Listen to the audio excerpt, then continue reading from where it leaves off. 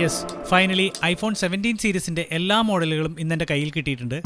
പതിവ് പോലെ കൊച്ചിയിലെ പെന്റ മേനകയിലുള്ള ഈ സ്റ്റോറിലെ അമീക്ക തന്നെയാണ് ഈ എല്ലാ ഫോണുകളും റിവ്യൂവിനായിട്ട് തന്നിരിക്കുന്നത്. ഐഫോൺ പുതുതായിട്ട് വാങ്ങിക്കാനാണെങ്കിലോ എക്സ്ചേഞ്ച് ചെയ്യാനാണെങ്കിലോ അതുപോലെ യൂസ്ഡ് ഐഫോൺസ് ട്രസ്റ്റ് ചെയ്ത് വാങ്ങിക്കാൻ പറ്റുന്ന ഒരു സ്ഥാപനം തന്നെയാണ് ഈ സ്റ്റോർ. ഇവരുടെ കോൺടാക്ട് ഡീറ്റെയിൽസ് ഡിസ്ക്രിപ്ഷനിൽ കൊടുത്തിട്ടുണ്ട്. ഡിസൈൻ, പെർഫോമൻസ്, ഫീച്ചേഴ്സിന്റെ കാര്യത്തിൽ വലിയൊരു ബോൾഡ് മൂവ്മെന്റ് എന്നാണ് ഐഫോൺ 17 സീരീസിന്റെ കാര്യത്തിൽ ആപ്പിൾ അവകാശപ്പെടുന്നത്. എന്തായാലും ഈ ഒരു വീഡിയോയിലൂടെ എൻ്റെ ഒരു യൂസർ എക്സ്പീരിയൻസ് ആണ് നിങ്ങളുമായിട്ട് ഞാൻ ഷെയർ ചെയ്യാൻ പോകുന്നത്. ഐഫോൺ 17 സീരീസിൽ വാല്യൂ ഫോർ മണി എന്ന് പറയാൻ പറ്റുന്നത് ഈ ഒരു ഐഫോൺ 17 തന്നെയാണ്. ഏറ്റവും കൂടുതൽ ആൾക്കാർ വാങ്ങിക്കാൻ പോകുന്ന ഫോണും ഐഫോൺ 17 എന്നുള്ള കാര്യത്തിൽ യാതൊരു സംശയവുമില്ല. ഈ ഫോൺ റെക്കമെൻഡ് ചെയ്യാനുള്ള ഒന്നാമത്തെ കാരണം പ്രോ സീരീസ് ഫോണുകളിലുള്ള ഓൾമോസ്റ്റ് 90% ഫീച്ചറുകളും ഈ ഒരു ഫോണിലുണ്ട്. ഉദാഹരണത്തിന് പ്രോ സീരീസിലുള്ളതുപോലെ തന്നെ 300 നിറ്റ്സിന്റെ മാക്സിമം ബ്രൈറ്റ്നസ് ആണ് ഇത്തവണ ഇറങ്ങിയിരിക്കുന്ന എല്ലാ ഐഫോൺ മോഡലുകൾക്കും കൊടുത്തിട്ടുള്ളത്. ഇതുവരെ ഇറങ്ങിയിൽ വെച്ച് മാക്സിമം ബ്രൈറ്റ്നസ് ഉള്ള ഡിസ്പ്ലേ തന്നെയാണ്. ഇത് ഡയറക്റ്റ് സൺലൈറ്റിലും നല്ല വിസിബിലിറ്റി തരുന്നുണ്ട്. അടുത്തതാണ് 120 ഹെർട്സിന്റെ അഡാപ്റ്റീവ് റിഫ്രഷ് റേറ്റ്. ഇതും iOS 26ന്റെ അപ്ഡേറ്റും കൂടി ആവുമ്പോൾ വളരെ സ്മൂത്ത് ആയിട്ടുള്ള ഒരു എക്സ്പീരിയൻസ് തന്നെയാണ് നമുക്ക് കിട്ടുന്നത്. അതുപോലെ എടുത്തു പറയേണ്ടത് 40 വാട്ട്സിന്റെ ഫാസ്റ്റ് ചാർജിങ്ങും കൂടെ ഐഫോൺ 17 മോഡൽ തൊട്ട് തന്നെ സപ്പോർട്ട് ചെയ്യുന്നുണ്ട്. 20 മിനിറ്റ്സിൽ 50% ഫോൺ ചാർജ് ചെയ്യാൻ പറ്റുന്നുള്ളത് ഐഫോൺ യൂസേഴ്സിനെ സംബന്ധിച്ചിടത്തോളം ഒരു വലിയ കാര്യം തന്നെയാണ്. പിന്നീട് ബേസ് വേരിയന്റിൽ തന്നെ 256GB ഇന്റേണൽ സ്റ്റോറേജ് കൊണ്ടുവന്നതും ഐഫോൺ 17ലേക്ക് അപ്ഗ്രേഡ് ചെയ്യാനുള്ള മറ്റൊരു കാരണം കൂടിയായി. അതുപോലെ ഡിസ്പ്ലേ സൈസ് 6.1 നിന്നും 6.3 ഒരു അപ്ഗ്രേഡ് വന്നിട്ടുണ്ട്. ഇത് 17 പ്രോന്റെ സെയിം ഡിസ്പ്ലേ സൈസ് ആയതുകൊണ്ട് തന്നെ യൂസർ എക്സ്പീരിയൻസും പ്രോ ഫോണുകളെ പോലെ തന്നെ കിട്ടും. ഇനി 17 പ്രോമായിട്ട് കമ്പയർ ചെയ്ത് നോക്കുമ്പോൾ നമുക്ക് മിസ്സാവുന്നത് പ്രോസസർ വരുന്നത് A19 ആണ്. GPUവിൽ ഒരു സിംഗിൾ കോർ മാത്രമേ നമുക്ക് കോംപ്രമൈസ് ചെയ്യേണ്ടതായിട്ട് വരുന്നുള്ളൂ. അതുപോലെ പ്രോ ഫോണുകളിൽ 12GB റാമും 17ലെ 8GB ഒരു ഡൗൺഗ്രേഡ് ആണെന്ന് പറയാം. ഇതൊക്കെ ഡേ ടു ഡേ യൂസേജിൽ നിങ്ങളെ ബാധിക്കാൻ പോകുന്നേയില്ല എന്നുള്ളത് എടുത്തു പറയുകയാണ്. അതുപോലെ പ്രോ ഫോണുകളിൽ നിന്ന് നമുക്ക് മിസ്സാവാൻ പോകുന്നത് വീഡിയോയിൽ 4K 60fps ആണ് മാക്സിമം സപ്പോർട്ട് ചെയ്യുന്നത്. അതുപോലെ വീഡിയോയിൽ പ്രോറസ് ലോക്ക് ഫീച്ചറും ഉണ്ടാവില്ല. സത്യത്തിൽ ഈ ഒരു ഐഫോൺ 17 പ്ലേസ് ചെയ്തത് വളരെ ആപ്റ്റായിട്ടാണ് എനിക്ക് ഫീൽ ചെയ്തിട്ടുള്ളത്. കാരണം ഒരു റെഗുലർ ഫോൺ യൂസറിന് എന്തിനാണ് ഈ ഒരു പ്രോറസിനും ലോക്ക് ഫീച്ചറിനൊക്കെ അഡീഷണലി പേ ചെയ്യേണ്ടി വരുന്നത്? ആ ഒരു ഫീച്ചർ വേണ്ടവർ മാത്രം പ്രോയും അല്ലെങ്കിൽ പ്രോ മാക്സ് എടുത്താൽ മതി. എന്തായാലും ഈ ഒരു ഫോണിലുള്ള ഇൻഹാൻഡ് ഫീലും വെറൈറ്റി ഓഫ് കളർ ഓപ്ഷനും നല്ല പ്രീമിയം ലുക്കും ഉള്ളത് ഐഫോൺ 17 തന്നെയാണ്. ഇപ്പോൾ പറഞ്ഞിരിക്കുന്ന ഡൗൺഗ്രേഡ്സ് നിങ്ങളുടെ കൺസേൺ അല്ലെങ്കിൽ ധൈര്യമായിട്ട് നിങ്ങൾക്ക് ഐഫോൺ 17 വാങ്ങാം. ഇനി ഐഫോൺ എയറിലേക്ക് വരുമ്പോൾ ഒരുപാട് പേർക്ക് കൺഫ്യൂഷൻ ഉള്ളത്. ഒരു കാര്യം എടുത്തു പറഞ്ഞേ മതിയാവും. ആസ് എ ഡിസൈൻ പെർസ്പെക്റ്റീവിൽ നോക്കുകയാണെങ്കിൽ ഐഫോൺ 17 സീരീസിൽ ഏറ്റവും നല്ല ഡിസൈനും ഏറ്റവും പ്രീമിയം ആയിട്ട് ഫീൽ ചെയ്യുന്നത് ഐഫോൺ എയർ തന്നെയാണ്. The thinnest iPhone ever. ആ ഒരു ഗ്ലോസി ടൈറ്റാനിയം ഫ്രെയിം, ആ ഒരു back frosted ceramic glass, 165 gram മാത്രം വരുന്ന വെയിറ്റും, ഇത്രയും തിന്നായിട്ട് കൂടിയും ആ ഒരു ക്യാമറ ബട്ടൺ റീറ്റെയിൻ ചെയ്തത് അൺബിലീവബിൾ തന്നെ പറയാം. ടോട്ടലി ഒരു ഡിസൈനർ ഫോൺ. 300 നിറ്റ്സിന്റെ പീക്ക് ബ്രൈറ്റ്നസ് ആണ്. 120 ഹെർട്സിന്റെ അഡാപ്റ്റീവ് ഡിസ്പ്ലേ കൊടുത്തിട്ടുണ്ട്. ലക്കിലി 12GB റാം തന്നെയാണ് വരുന്നത്. പ്രോ സെഗ്മെന്റ് ഫോണുകളിലെ A19 പ്രോ ചിപ്പ് തന്നെയാണ് ഇതിലുള്ളത്. ബേസ് വേരിയന്റിലും 256GB സ്റ്റോറേജ് തന്നെ നമുക്ക് വാങ്ങാം. എന്നാൽ പ്രൈസിന്റെ കാര്യത്തിൽ ഈ ഒരു ഫോൺ റോങ്ലി പ്ലേസ്ഡ് ആണെന്നാണ് എൻ്റെ ഒരു അഭിപ്രായം. ഇത് ശരിക്കും ഐഫോൺ SEയുടെ പ്രൈസ് ടാഗിലാണ് വന്നതെങ്കിൽ ഈ ഫോണിന്റെ സെയിൽസ് വേറെ ലെവലിലോട്ട് പോയേനെ. ട്രേഡ് ഓഫ് ഉള്ളത് ക്യാമറയിലും ബാറ്ററി കപ്പാസിറ്റിയിലുമാണ്. അൾട്രാ വൈഡും ടെലിഫോട്ടോ ക്യാമറയില്ല. ഒരു സിംഗിൾ ക്യാമറ വെച്ച് തന്നെ അഡ്ജസ്റ്റ് ചെയ്യണം. ബാറ്ററിയുടെ കാര്യത്തിൽ വലിയൊരു ട്രേഡ് ഓഫ് ആണെന്ന് പറയാൻ പറ്റില്ല. കാരണം തിൻ ഡിസൈൻ ആണെങ്കിൽ കൂടിയും ഐഫോൺ 16 കമ്പയർ ചെയ്ത് നോക്കുമ്പോൾ ബെറ്റർ ബാക്കപ്പ് ആണ് എയറിലുള്ളത്. അതുപോലെ ഫാസ്റ്റ് ചാർജിംഗ് ഇല്ല. 20 വാട്ട്സിന്റെ ചാർജിംഗ് മാത്രമേ സപ്പോർട്ട് ചെയ്യുന്നുള്ളൂ. ഈ ഒരു പവർ ഡ്രോപ്പ് മനസ്സിൽ കണ്ടുകൊണ്ട് തന്നെയാണ് എയർ ഫോണുകൾക്ക് ഡെഡിക്കേറ്റഡ് ആയിട്ടുള്ള ഒരു പവർ ബാങ്കും ആപ്പിൾ ഇറക്കിയിട്ടുള്ളത്. പക്ഷേ എഗെയിൻ അതിന് 11,900 അഡീഷണൽ ആയിട്ട് സ്പെൻഡ് ചെയ്യേണ്ടിയും വരും. ഇതൊഴികെ ക്യാമറ ക്വാളിറ്റി, ഡിസ്പ്ലേ എല്ലാം തന്നെ ആപ്പിൾ ഇത്തവണ സിമിലർ ആക്കിയിട്ടുണ്ട്. ഐഫോൺ എയറിലെ എല്ലാ കളറുകളും അടിപൊളിയാണ്. എങ്കിലും എൻ്റെ ഫേവറേറ്റ് ഈ ഒരു സ്കൈ ബ്ലൂ കളർ തന്നെയാണ്. ഇനി പ്രോ സെഗ്മെന്റിലേക്ക് വരുമ്പോഴാണ് എനിക്ക് രണ്ട് അഭിപ്രായമുള്ളത്. അതിലൊന്നാമത്തത് എന്നെ ടോട്ടലി ഡിസപ്പോയിന്റ് ചെയ്യിച്ച ഒരു കാര്യമാണ്. Yes, the build quality. Aluminium material select ചെയ്തതിലൂടെ ഒരു ഫ്ലാഗ്ഷിപ്പ് ഫോണിന് വേണ്ട പ്രീമിയംനെസ് എൻ്റെ ഒരു അഭിപ്രായത്തിൽ ആപ്പിളിന് നഷ്ടപ്പെട്ടിരിക്കുന്നു. നമ്മൾ ഇന്ത്യക്കാർക്ക്, പ്രത്യേകിച്ച് കേരളത്തിൽ ഏതൊരു സാധാരണക്കാർക്കും ഒഴിച്ചുകൂടാൻ പറ്റാത്തതാണ് അലൂമിനിയം പാത്രങ്ങൾ. പുറത്തുള്ളവർക്ക് പ്രശ്നമില്ല, പക്ഷെ നമുക്ക് ഈ ഒരു മെറ്റൽ ആക്സെപ്റ്റ് ചെയ്യാൻ ഇച്ചിരി ബുദ്ധിമുട്ടാണ്. എങ്കിലും ടൈറ്റാനിയം മെറ്റീരിയലും സെറാമിക് ഷീൽഡിൽ നിന്നും അലൂമിനിയത്തിലേക്ക് വരുമ്പോൾ ആപ്പിൾ ഉദ്ദേശിച്ചതും ആസ് എ യൂസർ നമുക്ക് കിട്ടുന്നതും വലിയൊരു അഡ്വാൻറ്റേജ് ആണെന്നുള്ളത് ഓർക്കണം. നമുക്കറിയാം ആപ്പിൾ അടക്കം എല്ലാ സ്മാർട്ട് ഫോൺ മാനുഫാക്ചേഴ്സും ഇപ്പോൾ ഇറക്കുന്ന ഫോണുകളല്ല, ഡെഡിക്കേറ്റഡ് ക്യാമറകളാണ്. കഴിഞ്ഞ കുറച്ച് വർഷങ്ങളായിട്ട് ആപ്പിൾ ഇവന്റ് തന്നെ കംപ്ലീറ്റ്ലി ഐഫോൺ വെച്ചാണ് ഷൂട്ട് ചെയ്തിരിക്കുന്നത്. ഒരു സിനിമ ഷൂട്ട് ചെയ്യാൻ വരെ കേപ്പബിൾ ആണ് ഇന്നത്തെ ഐഫോൺ എന്നുള്ളത് ഒരു യാഥാർത്ഥ്യം തന്നെയാണ്.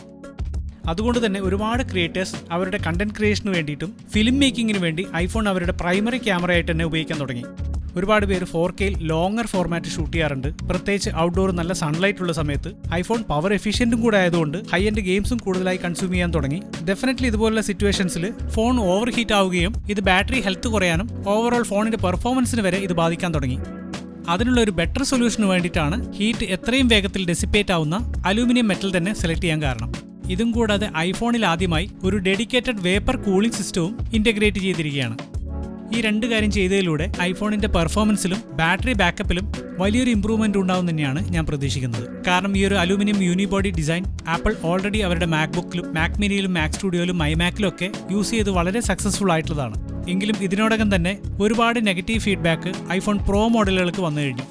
ഈസിലി സ്ക്രാച്ച് ആവും, താഴെ വീണ ഉറപ്പായി ഡെന്റ് വരും. ഇത് ജെറി റിഗിന്റെ റിവ്യൂ നോക്കിയാലും എവറിത്തിങ് ആപ്പിൾ പ്രോ റിവ്യൂ ആണെങ്കിലും നിങ്ങൾക്ക് മനസ്സിലാക്കാൻ പറ്റും.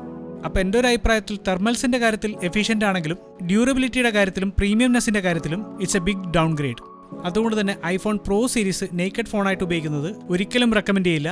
അതുകൊണ്ട് തന്നെയായിരിക്കണം ആപ്പിൾ ഇത്തവണ പതിവിൽ കൂടുതൽ കേസസും ആക്സസറീസുമായിട്ട് വന്നിട്ടുള്ളത്. ഐഫോണിന്റെ പുതിയ കളേഴ്സിലേക്ക് വരികയാണെങ്കിൽ നിങ്ങൾക്ക് ഡിസ്റ്റിങ്റ്റീവ് ആയിട്ട് നിൽക്കണമെന്നുണ്ടെങ്കിൽ പുതിയ കോസ്മിക് ഓറഞ്ച് സെലക്ട് ചെയ്യാം. ഐഫോണിൽ ഇതുവരെ ഇറക്കിയിൽ വെച്ച് ഏറ്റവും സാച്ചുറേറ്റഡ് കളറും ഹൈലി റിഫ്ലക്റ്റീവ് മെറ്റീരിയലാണിത്. ഡെഫിനറ്റ്ലി ക്ലാസി ലുക്കുള്ളത് സിൽവറിന് തന്നെയാണ്. ഡീപ് ബ്ലൂ നല്ല കളറാണെങ്കിലും ഹൈലി ഫിംഗർ പ്രിന്റ് മാഗ്നറ്റ് ആണെന്നുള്ളത് ഓർക്കണം. ഇനി പെർഫോമൻസിലേക്ക് വരികയാണെങ്കിൽ നമുക്കറിയാം ഐഫോൺസ് അത്രയും പവർ എഫിഷ്യന്റ് ആയിട്ടുള്ള ഒരു ഡിവൈസ് തന്നെയാണ്. എങ്കിലും ഗീക്ക് ബെഞ്ച് ടെസ്റ്റിൽ കിട്ടിയിരിക്കുന്ന സ്കോർ ഞാനിവിടെ കൊടുക്കുകയാണ്. സിംഗിൾ കോറിലും മൾട്ടി കോറിലും വളരെ ചെറിയ സ്കോറിന്റെ മാർജിൻ മാത്രമേ ഉള്ളൂ. ഗ്രാഫിക്സിന്റെ കാര്യത്തിൽ വരുമ്പോൾ കുറച്ചുകൂടി ഇംപ്രൂവ്മെന്റ് ഇവിടെ കാണാൻ സാധിക്കുന്നുണ്ട്. ഇത് ഡെഫിനറ്റ്ലി കോംപ്ലിമെന്റ് ചെയ്യുന്നത് വീഡിയോ പ്രോസസ്സിങ്ങിനും ഗെയിമിങ്ങിനും തന്നെയായിരിക്കും. പ്രത്യേകിച്ച് ഹാർഡ്വെയർ ആക്സലറേറ്റഡ് റേ ട്രേസിംഗ് ആണ് ഗെയിമിംഗിൽ വന്നിരിക്കുന്ന ഇംപ്രൂവ്മെന്റ്. എപ്പോഴും പറയാറുള്ള പോലെ തന്നെ 2 ജനറേഷൻ മുമ്പേ ഉള്ള ഫോണുകൾ ഉപയോഗിച്ചവർക്ക് ഒരു പെർഫോമൻസ് ബൂസ്റ്റ് തിരിച്ചറിയാൻ സാധിക്കും. ബാറ്ററി പെർഫോമൻസിനെ കുറിച്ച് പറയണമെങ്കിൽ എന്തായാലും കുറച്ചധികം കാലം ഉപയോഗിച്ചാൽ മാത്രമേ അതിൻ്റെ ഒരു ക്ലാരിറ്റി കിട്ടുള്ളൂ. ഓക്കെ, നിങ്ങൾ ദുബായ് വേരിയന്റ് അല്ലെങ്കിൽ ഇന്റർനാഷണൽ ഫോണുകളാണ് വാങ്ങിക്കുന്നതെങ്കിൽ നമുക്കറിയാം ഈ സിം വേർഷൻ മാത്രമേ കിട്ടുള്ളൂ. പക്ഷേ അതിലും കിട്ടുന്ന അഡ്വാൻറ്റേജ് ബാറ്ററി സൈസിലാണ്. Almost 20% of larger battery life ഈ സിം ഓൺലി ഫോണുകളിലുണ്ട്. ഇങ്ങനെ ചെയ്യുന്ന വഴി ആദ്യമായിട്ടാണ് iPhone 17 Pro Max above 5000 mAh എന്നുള്ള ബാറ്ററി കപ്പാസിറ്റി അച്ചീവ് ചെയ്തിട്ടുള്ളത്. Yes, finally the most anticipated part, the cameras. ആദ്യം തന്നെ പറയേണ്ടത് ഈ 4 ഫോണുകളിലും കോമൺ ആയിട്ടുള്ള ഒരു അപ്ഡേറ്റ് വന്നിരിക്കുന്നത് എല്ലാ റിയർ ക്യാമറകളും 48 മെഗാപിക്സലിന്റെ സെൻസറിലേക്ക് അപ്ഡേറ്റ് ചെയ്തിട്ടുണ്ട്. ഈ എല്ലാ ഫോണുകളുടെയും പ്രൈമറി ക്യാമറ വെച്ചെടുത്ത ഫോട്ടോസ് നോക്കുകയാണെങ്കിൽ വളരെ സിമിലർ ആയിട്ടുള്ള ക്വാളിറ്റി നിങ്ങൾക്ക് കാണാൻ സാധിക്കും. ഞാൻ പറഞ്ഞു, പുതിയ ലാർജർ സെൻസറുകളാണ് ഈ 4 ഫോണുകളുടെയും മെയിൻ ക്യാമറയിൽ വന്നിരിക്കുന്നത്. അതുകൊണ്ട് തന്നെ നാച്ചുറലി കിട്ടുന്ന ഡെപ്ത് ഓഫ് ഫീൽഡും വളരെ ഇംപ്രസീവാണ്. സെൻസർ സൈസ് വലുതായതുകൊണ്ട് തന്നെ ലൈറ്റ് ക്യാപ്ചറിംഗ് സെൻസിറ്റിവിറ്റിയും 17 സീരീസിൽ ഇംപ്രൂവ് ആയത് ഇവിടെ കാണാൻ സാധിക്കും. കൂടാതെ ഡൈനാമിക് റേഞ്ചിൽ വന്നിട്ടുള്ള ഇംപ്രൂവ്മെന്റ് ഇമ്മീഡിയറ്റ്ലി നമുക്ക് മനസ്സിലാക്കാം. അതിനിടെ ഞാൻ ശ്രദ്ധിച്ചൊരു കാര്യം, ബ്രൈറ്റ് സൺലൈറ്റിൽ സാധാരണ ഐഫോണിൽ ഫോട്ടോസും വീഡിയോസും എടുക്കുമ്പോൾ ഫോണിന്റെ ബ്രൈറ്റ്നസ് ഫുൾ വെച്ചാലും ഡിസ്പ്ലേ അതിന്റെ മാക്സിമം ബ്രൈറ്റ്നസിലേക്ക് വരാറില്ല. അതായത് ഡിസ്പ്ലേ ഓട്ടോ ഡിം ആവാറുണ്ട്. ഇത് ബേസിക്കലി ഹീറ്റിംഗ് തടയാൻ വേണ്ടി ചെയ്യുന്നതാണ്. പക്ഷേ ഐഫോൺ 17 സീരീസിൽ ആ പ്രശ്നമില്ല. ഇവിടെ കാണാം, ക്യാമറ ഓപ്പറേറ്റ് ചെയ്യുമ്പോൾ 300 nitsന്റെ ആ ഒരു പീക്ക് ബ്രൈറ്റ്നസ് ഔട്ട്ഡോർ ഷൂട്ടിങ്ങിന് വളരെയധികം ഹെൽപ്പ് ചെയ്യുന്നുണ്ട്. എനിക്ക് തോന്നുന്നു ഐഫോൺ 17 സീരീസിന്റെ കൂളിംഗിന്റെ കാര്യത്തിൽ ആപ്പിളിന് നല്ല കോൺഫിഡൻസ് ഉള്ളതുകൊണ്ട് തന്നെയാണ് ഈ ഒരു ഫീച്ചർ അൺലോക്ക് ചെയ്തിരിക്കുന്നത്. ഐഫോൺ 17 Pro Maxലേക്ക് വരുമ്പോൾ നമുക്കറിയാം പുതിയ സൂം റേഞ്ചുകളാണ് അപ്ഡേറ്റഡ് ആയിട്ട് വന്നിട്ടുള്ളത്. 0.5x, 1x, 2x, 16 പ്രോയിലുണ്ടായിരുന്ന 5x മാറി 4x ആക്കിയിട്ടുണ്ട്. അത് കഴിഞ്ഞ് പുതുതായിട്ട് ഇൻട്രൊഡ്യൂസ് ചെയ്തിട്ടുള്ള 8x ഒപ്റ്റിക്കൽ സൂം തന്നെയാണ് ഐഫോൺ 17 Pro സീരീസുകളുടെ ഹൈലൈറ്റ്. സോഷ്യൽ മീഡിയയിൽ ഇതിനോടകം തന്നെ ഒരുപാട് പേര് സൂം ടെസ്റ്റ് റീൽ പോസ്റ്റ് ചെയ്തിട്ടുണ്ട്. ഈ ട്രെൻഡ് പിടിച്ച് ഞാനും ഒരെണ്ണം ചെയ്തു. 8x സൂം റേഞ്ചിനേക്കാളും എനിക്കിഷ്ടം 8x ഫോക്കൽ റേഞ്ചിലുള്ള ആ ഒരു ഫ്രെയിം കംപ്രഷൻ ഫാക്ടറാണ്. ഐസോമെട്രിക് ആയിട്ടുള്ള ഫോട്ടോസ് എടുക്കാൻ ഈ ഒരു ഫോക്കൽ റേഞ്ച് അടിപൊളിയാണ്. 16 Pro Max ആയിട്ട് കമ്പയർ ചെയ്യുമ്പോൾ ഇമേജ് ക്വാളിറ്റി സെയിം ആണ്. ബട്ട് ആ ഒരു എക്സ്പോഷർ ലെവൽ ഐഫോൺ 17 Pro സീരീസിന്റെ ടെലിഫോട്ടോയിൽ കാണാൻ സാധിക്കും. സെയിം കൈൻഡ് ഓഫ് ഇംപ്രൂവ്മെന്റ് തന്നെയാണ് വൈഡ് ലെൻസിലും അൾട്രാ വൈഡിലും കാണാൻ സാധിക്കുന്നത്. 8xന് മുകളിൽ അപ് ടു 40x വരെ ഡിജിറ്റലി സൂം ചെയ്ത് ഫോട്ടോസ് എടുക്കാം. ഇമേജസ് യൂസബിൾ ആണെങ്കിൽ പോലും ആൻഡ്രോയിഡ് ഫോണിലുള്ള പോലെ AI പ്രോസസ്സിംഗ് ചെയ്ത് കിട്ടിയാൽ നല്ലായിരുന്നു. അത് ആപ്പിൾ ഇവിടെ ചെയ്തിട്ടില്ല. ഇവിടെ കാണാൻ വളരെ സോഫ്റ്റ് ആയിട്ടുള്ള ഇമേജാണ് കിട്ടുന്നത്. അപ്പോൾ ഇഫക്റ്റീവ്ലി ഓപ്റ്റിക്കലായും സെൻസർ ക്രോപ്പായും 7 കോമ്പോസിഷനിൽ ഫോട്ടോസ് എടുക്കാം. 17 സീരീസിന്റെ ഫ്രണ്ട് ക്യാമറയിലാണ് മെയിൻ അപ്ഗ്രേഡ് വന്നിരിക്കുന്നത്. 18 മെഗാപിക്സലിന്റെ സ്ക്വയർ ആസ്പെക്ട് റേഷ്യോയിലുള്ള പുതിയൊരു സെൻസറാണ്.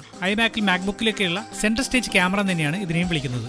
അതായത് ഇനി മുതൽ ലാൻഡ്സ്കേപ്പ് മോഡിൽ വൈഡ് ആംഗിൾ സെൽഫി എടുക്കണമെങ്കിൽ ഫോൺ റൊട്ടേറ്റ് ചെയ്യേണ്ട ആവശ്യം വരുന്നില്ല. ഈ ഓപ്ഷൻ മാനുവലി സെലക്ട് ചെയ്യാം. അതല്ലെങ്കിൽ ഫ്രെയിമിൽ കൂടുതൽ ആളുകൾ വരികയാണെങ്കിൽ ക്യാമറ ഓട്ടോമാറ്റിക്കലി വൈഡ് ആംഗിൾ സെൽഫിയിലേക്ക് സ്വിച്ച് ആവും. 18 മെഗാപിക്സൽ സെൻസർ ആണെങ്കിലും വെർട്ടിക്കലും ഹൊറിസോണ്ടലുമായിട്ടുള്ള ക്രോപ്ഡ് ഇമേജസ് ആണ് കിട്ടുന്നത്. ഉദാഹരണത്തിന് നോർമൽ സെൽഫീസ് 7 മെഗാപിക്സലേ ഉള്ളൂ. വൈഡ് ആംഗിൾ സെൽഫീസ് മാത്രമാണ് 18 മെഗാപിക്സൽ കിട്ടുന്നത്. അപ്പോൾ ഇഫക്റ്റീവ്ലി 4 കോമ്പോസിഷൻസ് ഫ്രണ്ട് ക്യാമറ വെച്ച് എടുക്കാന്നുള്ളതാണ് ഐഫോൺ 17 സീരീസിലെ സെൽഫി ക്യാമറകളുടെ പ്രത്യേകത. ലോ ലൈറ്റ് ഫോട്ടോസും ഡീസൻ്റ് തന്നെയാണ്, വലിയ ഇമ്പ്രൂവ്മെൻ്റ് ഇവിടെ കാണാൻ സാധിക്കുന്നില്ല.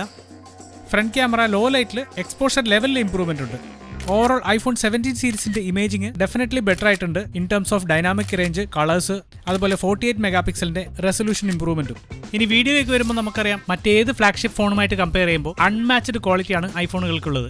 ആ ഒരു ലെഗസി ഐഫോൺ ഇപ്പോഴും കണ്ടിന്യൂ ചെയ്യുന്നു. കളേഴ്സിന്റെ കാര്യത്തിലാണെങ്കിലും ഡൈനാമിക് റേഞ്ചിന്റെ കാര്യത്തിലാണെങ്കിലും ഫ്ലെക്സിബിലിറ്റി നോക്കുകയാണെങ്കിലും ഐഫോൺ ഒരു ട്രൂ ഫിലിം മേക്കിംഗ് ബീസ്റ്റ് തന്നെയാണ്. ഫോട്ടോയുടെ കാര്യത്തിൽ പറഞ്ഞ സെയിം ഫീഡ്ബാക്ക് തന്നെയാണ് വീഡിയോയുടെ കാര്യത്തിലും.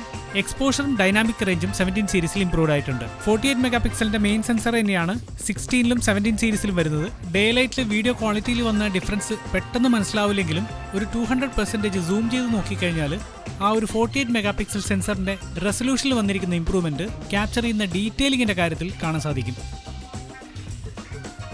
ബ്രൈറ്റ്നസ് കോൺട്രാസ്റ്റ് ലെവല് 17 സീരീസിൽ കുറച്ചും കൂടെ റിഫൈൻഡ് ആണ്. 17-ലെടുത്ത വീഡിയോ നോക്കുകയാണെങ്കിലും എയറിലെടുത്ത വീഡിയോ നോക്കുകയാണെങ്കിലും നമുക്ക് ഒരു ക്വാളിറ്റി ഡിഫറൻസും തിരിച്ചറിയാൻ സാധിക്കില്ല.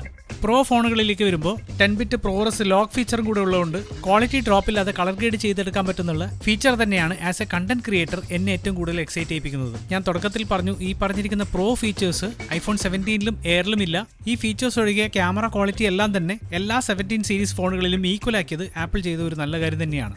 എക്സ്റ്റൻഡഡ് ഡൈനാമിക് റേഞ്ചിനും കളർ ഗ്രേഡിംഗ് ചെയ്യുമ്പോഴുള്ള ഫ്ലെക്സിബിലിറ്റിക്കും വേണ്ടിയിട്ടാണ് പ്രധാനമായും പ്രോറസ് അതുപോലെ ലോഗ് ഫീച്ചേഴ്സ് ഉപയോഗിക്കുന്നത്.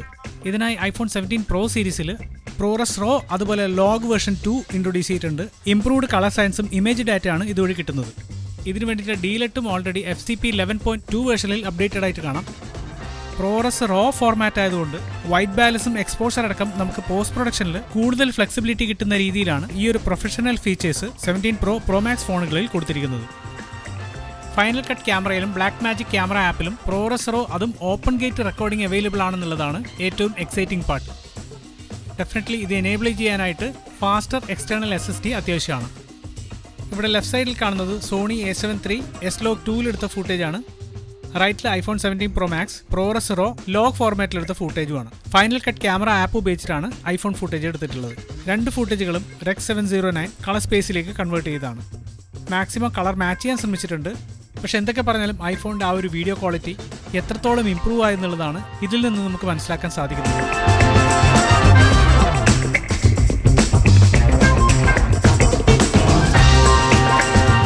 ഐഫോണിൻ്റെ സ്റ്റെബിലൈസേഷൻ പറയാതിരിക്കാൻ പറ്റില്ല. ഇതൊക്കെ ആക്ഷൻ മോഡ് ഓൺ ചെയ്യാതെ തന്നെ ഹാൻഡ് ഹെൽഡ് ആയിട്ട് എടുത്തിട്ടുള്ള വീഡിയോസാണ്. ഒരു തരത്തിലുള്ള സെൻസർ ഷിഫ്റ്റിങ്ങോ ജെലോയി ഇഫക്റ്റ് പോലും ഇല്ലാത്ത വീഡിയോസാണ് ശരിക്കും ഗിംബൽ ലൈക്ക് വീഡിയോസ്. ബാക്കി നോക്കുകയാണെങ്കിൽ സിനിമാറ്റിക് മോഡ് അടിപൊളിയാണ്. എഡ്ജ് ഡിറ്റക്ഷനൊക്കെ ഇംപ്രൂവ്ഡ് ആയിട്ടുണ്ട്. 4K 120 ഫ്രെയിംസിൽ ഇപ്പോഴും ആ ഒരു ഡിജിറ്റൽ ഷാർപ്നെസ് കാണാം. 4Kയിലേക്ക് അപ്സ്കെയിൽ ചെയ്ത പോലെ തന്നെയാണ് ഇപ്പോഴും 4K 120 FPS-ലുള്ള ഫുട്ടേജ് ഫീൽ ചെയ്യുന്നത്. സെൽഫി വീഡിയോയുടെ കാര്യത്തിലും സെൻറ്റർ സ്റ്റേജ് പോലെ തന്നെ ഫോൺ റൊട്ടേറ്റ് ചെയ്യാതെ ലാൻഡ്സ്കേപ്പ് വീഡിയോസും എടുക്കാം. അതും സെൽഫി ഫോട്ടോസിലുള്ള റെസൊല്യൂഷൻ ഡ്രോപ്പില്ലാതെ നേറ്റീവ് 4K 60 FPS-ൽ തന്നെ വീഡിയോസ് ക്യാപ്ചർ ചെയ്യാൻ സാധിക്കും. വളരെ ചെറുതാണെങ്കിലും സെയിം ഇംപ്രൂവ്മെൻറ്റ് തന്നെയാണ് ലോ ലൈറ്റ് വീഡിയോസിൻ്റെ കാര്യത്തിലും. എക്സ്പോഷർ കൂടുതൽ 17 പ്രോ മാക്സിൽ കാണാൻ സാധിക്കുന്നുണ്ട്. മാത്രമല്ല ഷാഡോസിലുള്ള ഡീറ്റെയിലിംഗ് 17 പ്രോ മാക്സിൽ കൂടുതലായിട്ടുണ്ട്. 2x-ലും അത് കഴിഞ്ഞുള്ള സൂം റേഞ്ചിലേക്കും വരുമ്പോൾ പുതിയ 48 മെഗാ പിക്സലിൻ്റെ റെസൊല്യൂഷൻ ഇംപ്രൂവ്മെൻറ്റ് കുറച്ചുകൂടെ വ്യക്തമായിട്ട് നമുക്കിവിടെ കാണാം. ഈവൻ 8x-ൽ പോലും ആ ഒരു ഡ്രസ്സിലുള്ള ഡീറ്റെയിലിംഗ് ശ്രദ്ധിച്ചാൽ തന്നെ നിങ്ങൾക്ക് മനസ്സിലാവും. ഫ്രണ്ട് ക്യാമറയുടെ ലോ ലൈറ്റ് വീഡിയോസിലും സെയിം ഇംപ്രൂവ്മെൻറ്റ് വന്നിട്ടുണ്ട്. Again thanks to the 18 megapixel sensor. അടുത്ത് പറയാൻ പോകുന്ന feature most of the iPhone യൂസേഴ്സിന് യൂസ്ലെസ് ആണെങ്കിൽ പോലും ഹൈ എൻഡ് പ്രൊഫഷണൽ സിനിമ ക്യാമറയിൽ കാണാൻ സാധിക്കുന്ന ജെൻലോക്ക് എന്ന സിങ്ക്രണൈസേഷൻ ഫീച്ചർ കൊണ്ടുവന്നിരിക്കുകയാണ്. ഇത് ബെനിഫിഷ്യൽ ആവുന്നത് മൾട്ടിപ്പിൾ ഐഫോൺ വെച്ച് വീഡിയോ പ്രൊഡക്ഷൻ ചെയ്യുന്നവർക്കും ലൈവ് സ്ട്രീമേഴ്സിനുമാണ്. മൾട്ടി ക്യാം പ്രൊഡക്ഷനിൽ വരുന്ന ടൈം കോഡ് വെച്ചുള്ള സിങ്ക്രണൈസേഷനും ജെൻലോക്ക് വഴി ചെയ്യാം. ടൈം സ്പ്ലൈസിംഗ്, ബുള്ളറ്റ് ടൈം പോലുള്ള വളരെ കോംപ്ലിക്കേറ്റഡ് ആയിട്ടുള്ള ഫിലിമിംഗ് ടെക്നിക്സ് ഈ ഒരു ജെൻലോക്ക് ഫീച്ചറിന്റെ സഹായത്തോടെ ഷൂട്ട് ചെയ്തെടുക്കാൻ സാധിക്കും. ഓക്കെ, ഇത്തവണത്തെ ഐഫോൺ 17 സീരീസ് നോക്കുകയാണെങ്കിൽ ഏതൊരാൾക്കും ധൈര്യമായിട്ട് റെക്കമെൻഡ് ചെയ്യാൻ പറ്റുന്ന ഫോണാണ് ഐഫോൺ 17. കാരണം പ്രോ ഫോണുകളിൽ നിന്നും ഒരുപാട് ഫീച്ചേഴ്സ് ഒന്നും സാക്രിഫൈസ് ചെയ്യാതെ നിങ്ങൾക്ക് ഐഫോൺ 17 വാങ്ങിക്കാൻ പറ്റും. മാത്രമല്ല ഏറ്റവും വാല്യൂ ഫോർ മണി ആയിട്ടുള്ള ഒരു ഫോണും കൂടിയാണ് ഐഫോൺ 17. 120 ഹെർട്സിന്റെ പ്രൊമോഷൻ ഡിസ്പ്ലേ കിട്ടുന്നുണ്ട്. പിന്നെ ഐഫോണിൽ ഇതുവരെ വന്നിട്ടുള്ള 300 നിറ്റ്സിന്റെ ഏറ്റവും കൂടുതൽ ബ്രൈറ്റ്നസ് ഉള്ള ഒരു ഡിസ്പ്ലേയും കൂടിയാണ് ഐഫോൺ 17-ത്. മാത്രമല്ല നമുക്ക് ഇഷ്ടപ്പെട്ട കളർ സെലക്ട് ചെയ്യാനുള്ള ഓപ്ഷൻസും കൂടുതലുള്ളത് ഐഫോൺ 17-നാണ്. ബാക്ക് സൈഡ് സെറാമിക് ഗ്ലാസും കൂടെ വരുന്നുണ്ട് പ്രീമിയം ഫിനിഷിംഗ് ഉള്ളതും ഐഫോൺ 17 തന്നെയാണ്. പിന്നീട് ഞാൻ പറഞ്ഞു ഏറ്റവും പ്രീമിയം ഫീൽ ഉള്ളതും ലെസ് വാല്യൂ ഫോർ മണി ആയിട്ടുള്ള ഒരു ഫോണാണ് ഐഫോൺ എയർ എന്ന് പറയുന്നത്. എനിക്ക് തോന്നുന്നു ഒരു ലൈറ്റർ ഫോൺ വേണമെന്ന് ആഗ്രഹിക്കുന്നവർക്ക് മാത്രം റെക്കമെൻഡ് ചെയ്യാൻ പറ്റുന്ന ഒരു ഫോണാണ് ഐഫോൺ എയർ. എന്നാൽ 1 ലക്ഷം രൂപയുടെ മുകളിൽ കാശ് കൊടുത്താൽ ഫോൺ വാങ്ങണോ എന്ന് ചോദിച്ചു കഴിഞ്ഞാൽ എൻ്റെ ഉത്തരം നോ തന്നെയായിരിക്കും. ഇൻ ടേംസ് ഓഫ് പെർഫോമൻസ് അതുപോലെ ബാറ്ററി ബാക്കപ്പിന്റെ കാര്യം നോക്കുകയാണെങ്കിൽ വലിയൊരു ടെൻഷൻ വേണ്ടെന്ന് തന്നെയാണ് ഐഫോൺ എയറിന്റെ കാര്യത്തിൽ എനിക്ക് പറയാനുള്ളത്. പിന്നീടുള്ള ചോദ്യമായിരിക്കും 15 അതുപോലെ 16 സീരീസ് ഉപയോഗിക്കുന്നവർ 17 സീരീസിലേക്ക് മാറണോ എന്നുള്ളത്. അങ്ങനെ ചോദിക്കുകയാണെങ്കിൽ അപ്ഗ്രേഡ് ചെയ്യേണ്ട ആവശ്യമില്ല എന്നാണ് ഞാൻ പറയാൻ പോകുന്നത്. കാരണം ഓൺ പേപ്പർ ഇതിന്റെ സ്പെസിഫിക്കേഷൻ മാറിക്കിടക്കുന്നതല്ലാതെ ഡെയിലി യൂസേജിൽ നമുക്ക് യാതൊരു ഡിഫറൻസ് മേക്ക് ഔട്ട് ചെയ്യാൻ സാധിക്കില്ല. ക്യാമറ ക്വാളിറ്റിയുടെ കാര്യത്തിൽ വരുമ്പോൾ സൈഡ് ബൈ സൈഡ് വെച്ച് നോക്കുമ്പോൾ ചെറുതായിട്ടുള്ള ഇംപ്രൂവ്മെന്റ് ഐഫോൺ 17 സീരീസിൽ ഡെഫിനറ്റ്ലി കാണാം. പിന്നെ നമുക്കറിയാം ഇത്തവണ പ്ലസ് സീരീസ് ഇല്ല. ഒരുപാട് പേര് ബാറ്ററി ബാക്കപ്പിന് മാത്രം ആ ഒരു ഫോൺ സെലക്ട് ചെയ്യുന്നവരുണ്ടായിരുന്നു. അപ്പോൾ ഇംപ്രൂവ്ഡ് ബാറ്ററി ബാക്കപ്പ് വേണ്ടുന്നവരെന്തായാലും പ്രോ സീരീസിലേക്ക് തന്നെ പോകേണ്ടതായിട്ട് വരും. ഇനി പ്രോ സീരീസിലേക്ക് വരുമ്പം ആ പേര് സൂചിപ്പിക്കുന്ന പോലെ തന്നെ കുറച്ചും കൂടെ പ്രൊഫഷണൽ ആയിട്ട് അല്ലെങ്കിൽ കണ്ടന്റ് ക്രിയേഷനിലേക്ക് കൂടുതൽ ഇൻട്രസ്റ്റഡ് ആയിട്ടുള്ള ആൾക്കാർക്ക് നല്ലൊരു അപ്ഗ്രേഡ് തന്നെയായിരിക്കും ഐഫോൺ 17 പ്രോ സീരീസ് എന്ന് പറയുന്നത്. മാത്രമല്ല ഐഫോൺ 17 പ്രോ ആണോ പ്രോ മാക്സ് ആണോ എന്ന് സെലക്ട് ചെയ്യാനും വളരെ എളുപ്പമാണ്. ബിഗർ ഡിസ്പ്ലേ ബിഗർ ബാറ്ററി വേണ്ടവർ മാത്രം ഐഫോൺ പ്രോ മാക്സ് സെലക്ട് ചെയ്യാം. പിന്നീട് ഡെഫിനറ്റ്ലി പ്രോ ഫോണുകളിൽ വന്നിട്ടുള്ള ആ ഓറഞ്ച് കളർ ശരിക്കും ഷോ ഓഫ് കളറായിട്ട് തന്നെ മാറിയിരിക്കുകയാണ്. അങ്ങനെയുള്ളവർക്കും പ്രോ മാക്സ് സെലക്ട് ചെയ്യാം. എന്നാൽ പ്രോ ഫോണുകളുടെ എക്സിസ്റ്റിംഗ് കളറിൽ എൻ്റെ ഫേവറേറ്റ് എന്ന് പറയുന്നത് ഡെഫിനറ്റ്ലി സിൽവർ തന്നെയായിരിക്കും. അപ്പോൾ ഇതൊക്കെയാണ് ഐഫോൺ 17 സീരീസിനെ കുറിച്ചുള്ള എൻ്റെ വ്യക്തിപരമായ അഭിപ്രായങ്ങളും കാഴ്ചപ്പാടുകളും. എന്തായാലും നിങ്ങളുടെ ഒരു അഭിപ്രായം കൂടെ എനിക്ക് അറിയണമെന്നുണ്ട്. കമൻറ്റ് ചെയ്യുമെന്ന് പ്രതീക്ഷിക്കുന്നു. അപ്പോൾ ഈ ഫോണുകളൊക്കെ നല്ലൊരു ഡീലിന് വാങ്ങിക്കണമെന്നുണ്ടെങ്കിൽ തീർച്ചയായിട്ടും ഈ സ്റ്റോറുമായിട്ട് കോൺടാക്ട് ചെയ്യുക. ഞാൻ അവരുടെ നമ്പർ ഡിസ്ക്രിപ്ഷനിൽ കൊടുത്തിട്ടുണ്ട്. അപ്പോൾ thanks for watching this whole video. Video ഇഷ്ടപ്പെട്ടാൽ എന്തായാലും ലൈക്ക് ചെയ്യുക. അതുപോലെ ഇതുപോലത്തെ വീഡിയോ ഇഷ്ടപ്പെടുന്ന നിങ്ങളുടെ ഫ്രണ്ട്സുമായിട്ട് ഷെയർ ചെയ്യുക. And subscribe to my channel Tech Talk. This is Harish signing of.